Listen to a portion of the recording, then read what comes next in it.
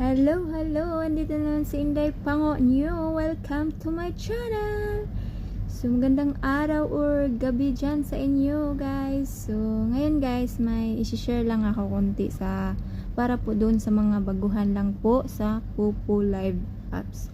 So, ituturo ko po sa inyo yung halimbawa yung daily live nyo po is 1k points lang per hour.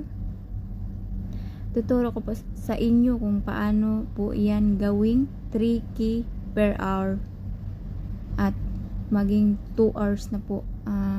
So bali 3k points per hour. So yung daily live nyo po is gawing 2 hours. So 2 hours 3k to 6k na po ang inyong daily live every day. So tuturo ko pa sa inyo, guys. Let's start. Ang gagawin natin, guys, is i-open lang po natin tong reward. Ayan, reward. At pagkatapos, ito yung kalabasan niya. Ito yung dito.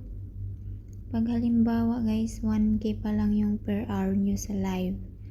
Ang gawin nyo lang po, ito lang po, ayan, yung still need, nakita nyo po yung still need.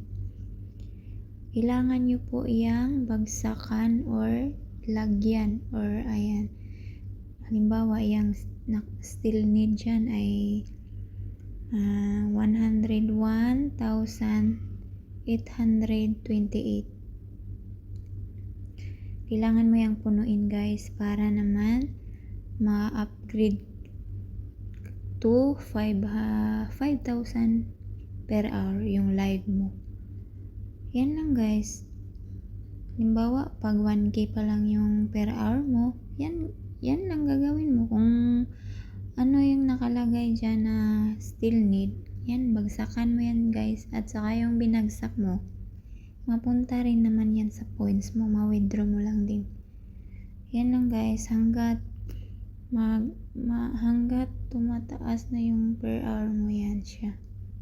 Ayan. So, yan lang gagawin nyo, guys.